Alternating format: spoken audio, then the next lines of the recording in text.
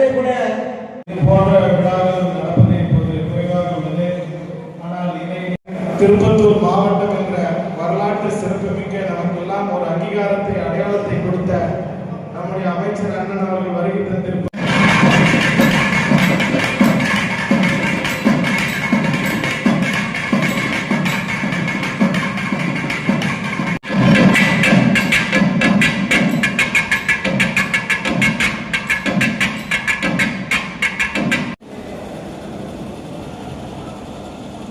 ஒரு சிறப்பு வாய்ந்த நிகழ்ச்சியிலே மற்றும் கௌரவ தலைவர்கள் நாதசுவை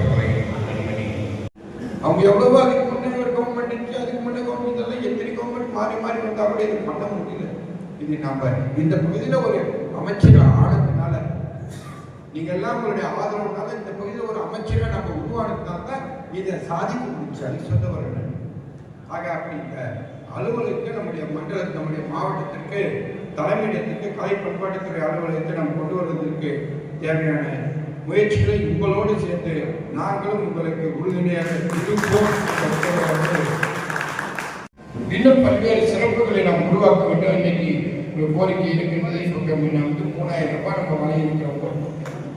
3000 ரூபாய் அம்மாவுடைய நம்ம வழங்கியது. இப்போ அது வந்து இன்னும் விலைவாசியெல்லாம் ஏறினே போகுது. இன்னைக்கு பார்த்தீங்கன்னா விலைவாசி எவ்வளோ ஏறி போச்சு, பல மடங்கு ஏறி போச்சு விலைவாசி. நம்ம கரண்ட் பில்லு இது எல்லாம் பார்த்தீங்கன்னா இந்த 3000 எல்லாம் எந்த விதத்திலும் எதுலையும் இது வருவாது. 5000 இல்லை, இன்னும் கூடுதலாக கூட உயர்த்தி கொடுப்பதற்கு அரசு முன்வர வேண்டும்.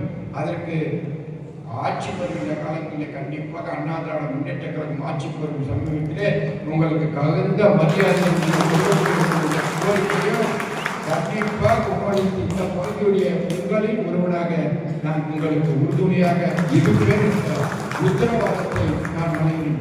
5000 உங்களுக்கு போதாது. ஓய்வூதியம் என்பது 5000 போதாது. இன்னைக்கு இருக்கக்கூடிய விலைவாசி அப்படி. ஆக இதையெல்லாம் நாம் சிந்தித்து ஆய்ந்து ஆராய்ந்து ஆய்வு செய்து அதற்கு தகுந்தாற்போல் நாம் அதற்கு அரசாங்கத்திலே அதற்கு அழுத்தம் கொடுத்து இதை நிறைவேற்றி தர வேண்டும்.